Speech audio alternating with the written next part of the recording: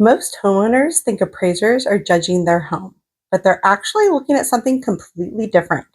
And getting this wrong can cost you thousands. Hi, I'm Melanie. I'm both a realtor and a certified residential appraiser. And one of the most common things I see is homeowners misunderstanding what actually impacts their home's value. And honestly, it makes sense because what feels valuable and what the market says is valuable are often two very different things. So let's walk through what appraisers are really looking for and what most sellers get wrong. The first and most important thing is comparable sales. Appraisers are looking at homes that have recently sold that are similar to yours in size, location, age, and condition. Because your home's value isn't created in isolation, it's based on what buyers have already been willing to pay for something similar. So if you take nothing else away from this, remember this: your neighbor's sale matters more than your upgrades. Next is condition, and this is where a lot of people get confused. Appraisers are not judging how clean your home is or how well it's decorated. They're looking at overall maintenance, updates versus original features, and whether there are any issues that need to be addressed. So, while a clean home is great for buyers, it doesn't necessarily increase your appraised value. Clean doesn't equal value. Condition does.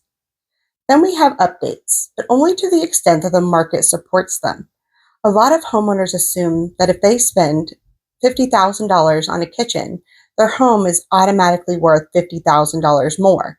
But that's not how it works. Appraisers are looking at whether similar homes with similar upgrades actually sold for more and by how much. It's not about what you spent, it's about how the market responded. Cost does not equal value. Market response does. Appraisers also look closely at square footage and layout. That includes your gross living area, how the home flows, and how functional the space is. And not all square footage is treated equally. Finished basements, additions, and unique layouts can all be handled differently depending on how they compare to other homes in the market. Not all square footage is created equal. And then there's location, but even that is more specific than people think. It's not just the city, it's the neighborhood, the street, and even what your home backs up to. Two homes can be very similar, but small differences in location can still impact value. Now, here's where most sellers get this wrong. They focus on what they spent, what they love about the home, or what they need to get out of it, instead of what the market is actually supporting. And that disconnect is what often leads to overpricing, appraisal gaps, and deals falling apart. This is also why pricing a home correctly from the beginning matters so much, because when you understand how value is actually determined, you can make decisions that protect your bottom line instead of guessing and hoping.